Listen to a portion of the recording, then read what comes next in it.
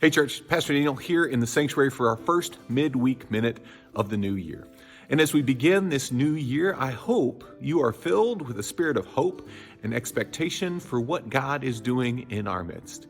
The last 2 Sundays have been an incredible celebration of who we are and where we believe God might be inviting us next. So we hope you were here as we kick-started the new year, hearing Christ's call to come and follow me. Hearing Christ's call to help the food insecure young people in our own community through our Food for Learning ministry, and hearing Christ's call to consider a potential merger with our brothers and sisters in Christ at First Bedford. As we begin our time on Midweek Minute for this year, I just want to share some year-end reporting information for you and with you.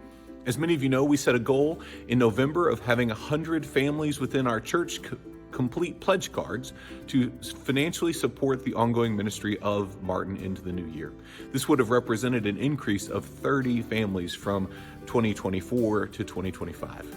We're so close. We're almost there. We made it to 97. And so if you've considered that, or if you've committed internally to the act of giving but haven't turned in your card yet or haven't confirmed that commitment to us at the church, please do that. That is a wonderful way that we are partnered together with each other and with God.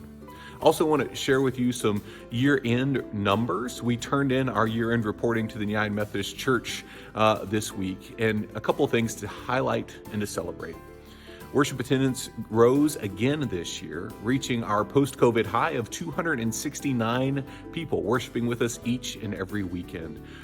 This is an increase of nearly 100 from our 2021 number. At the end of 2021, we were worshiping 171. We had 171 people join us each weekend in worship in person. And now that number is 269. That is an incredible joy and thanksgiving. And as I tell you about it, I can see the faces and hear the stories of the people who have united their lives with us over the last 2.5 years. And I remain incredibly thankful to God for them and for their witness and helping shape and form who we are and who we are about to become. We saw an increase in our financial commitment and lives as well this last year. Know that we are incredibly thankful, in addition to this, to all of the ways that our mission and our ministry impacts our community.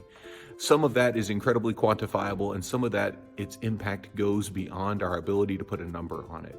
But we know it matters, it's meaningful, and it's important. We also give thanks for the work of our discipling ministry that's happening across our truly multi-generational church. And so as you consider your move into the new year, remember, part of your question that we left you with on the very first Sunday of this new year was to consider where Christ was inviting you to take your next step in Christ and community. Maybe that is to invite your neighbor to church in a way that you haven't before. Maybe it is to reach out to that coworker or that friend.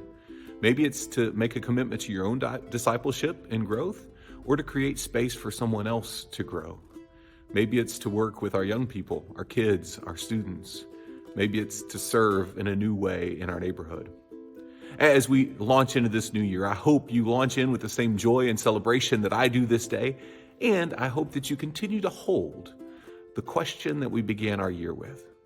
Where is God inviting me to take my next step in Christ and community?